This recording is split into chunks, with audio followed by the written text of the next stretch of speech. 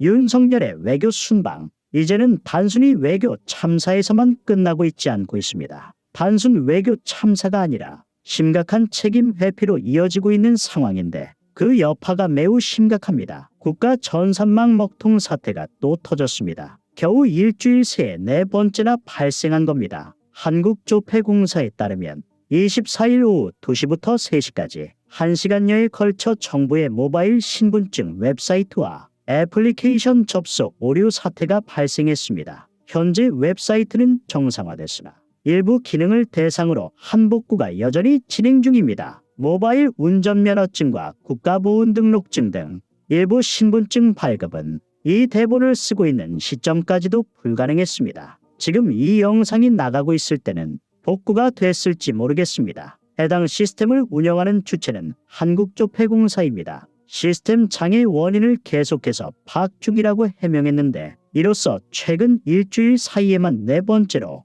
전산망 마비 사태가 발생했습니다. 지난 17일 공무원 전용 행정전산망인 세월행정시스템과 정부 온라인 민원 서비스인 정부24가 마비됐었죠. 이에 따라 민원 서비스가 중단되는 초유의 사태가 발생했습니다. 행정안전부는 사고 사흘째인 지난 19일 전산망이 정상화됐다고 발표했으나 22일 다시 주민등록 시스템이 일시 장애를 겪는 사고가 발생했습니다. 이어 하루 뒤인 23일 또 사고가 일어났습니다. 조달청 국가종합전자조달 시스템 나라장터에서 1시간가량 접속 장애 현상이 일어났습니다. 이처럼 주요 국가 전산망 먹통 사태가 줄을 이으면서 행안부는 집중 비판을 받고 있고 특히 이상민 장관이 전산망 마비 사태에도 영국으로 출국하면서 정치권의 비판이 이어졌습니다. 제정신이 아닌 거죠. 행안부는 이 장관이 영국 출장에서 귀국한 후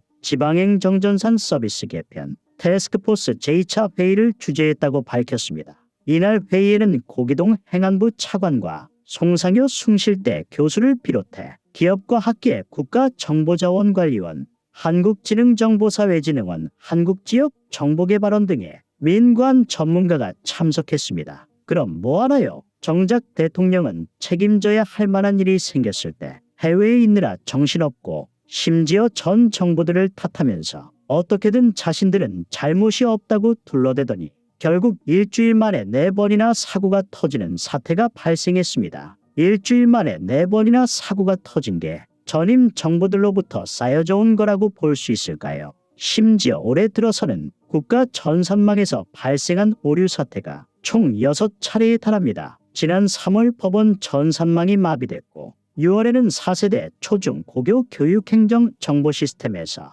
오류가 발생했습니다. 조달청의 나라장터 서비스가 1시간가량 멈춰선 것으로 확인됐습니다. 독일의 한 IP 공격에 손쉽게 뚫렸습니다. 지난주 먹통 사태 이후 크고 작은 정부 전산망 장애가 끊이지 않으면서 근본 대책이 나와야 한다는 목소리가 높아지고 있는 상황입니다. 이 와중에 윤석열은 뭐 하고 있나요? 국내에도 못 들어오고 프랑스로 바로 일정을 소화하러 갔죠. 가뜩이나 순방 비용이 역대급이라고 말이 많고 순방 비용을 그렇게 많이 쓰는데도 성과는 제로도 아닌 마이너스 수준입니다. 이러니까 국내에 들어오질 못하는 겁니다. 들어오면 욕먹을 게 뻔하고 본인이 처리해야 할 머리 아픈 일이 산적해 있으니 도피하고 싶겠죠. 책임지기 싫겠죠. 조달청 국가종합전자조달 시스템 나라장터에 접속 장애가 생겼습니다. 복구는 약 1시간 만에 이루어졌지만 하루 중 가장 수요가 몰리는 시간대여서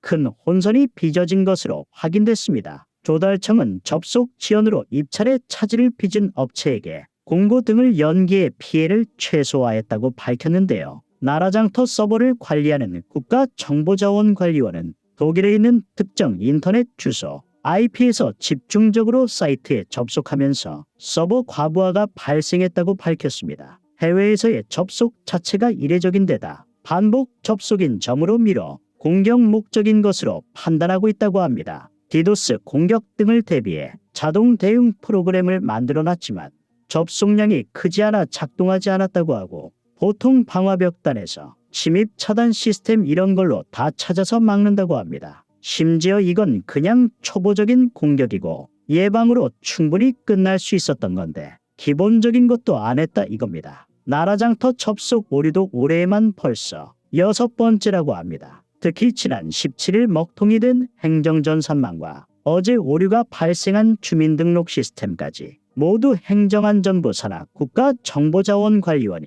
관리를 맡고 있다는 게 문제입니다. 지금 이 정부가 하는 짓들 모두 쓸데없는 짓으로 보이는 이유 이제 아시겠습니까? 북한이 군사정찰 위성 발사에 나서자 곧바로 남북 99 군사합의 일부 조항에 대한 효력 정지를 결정했습니다.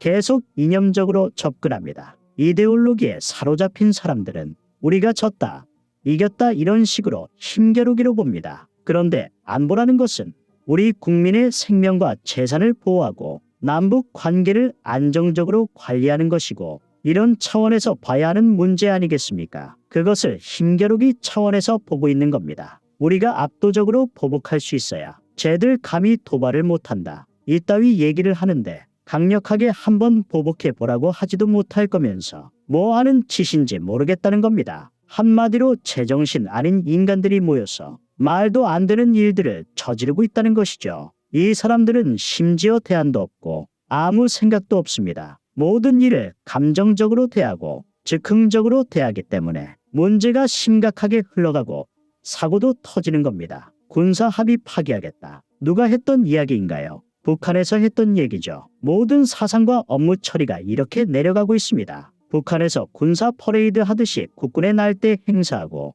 윤석열 수준이 딱 그 정도인 겁니다. 우리는 군사작전권 없습니다. 작전권 하나 없는 인간들이 무슨 말도 안 되는 짓거리를 하고 있는 건지 모르겠다는 겁니다. 이로 영업사원하는 일이 자국 기업들 외국 데리고 다니면서 해외에 투자시키는 건가요? 법적 효력도 하나 없는 MOU 수십 개씩 체결하고 오면 뭐하나요? 정작 우리 국민들이 얻어가는 이익은 하나 없고 남들은 리쇼어링이다, 보조금이다, 자국 중심 산업 정책을 펴면서 어떻게든 국내에 투자하고 일자리 만들려 하는데 우린 지금 뭐 하는지 모르겠다는 겁니다. 한국 금융사들이 영국 그린 에너지 인프라 등 9개 분야에 210억 파운드를 투자하기로 했다면서 윤석열의 영국 국빈 방문을 계기로 이뤄진 계약으로 한국 금융사들이 양국 정부의 지원 사격을 전 세계 금융 중심지인 영국에 진출할 경우 글로벌 시장을 확대하는 효과를 거둘 수 있다고 대통령실은 설명했다고 합니다. 그냥 대통령실의 희망회로 가득 돌린 설명인 겁니다. 미국에도 엄청난 투자를 몰아줬습니다. 인건비 등 비용도 훨씬 국내보다 높고 수율도 떨어지는데 보조금 법, 반도체 법 등 때문에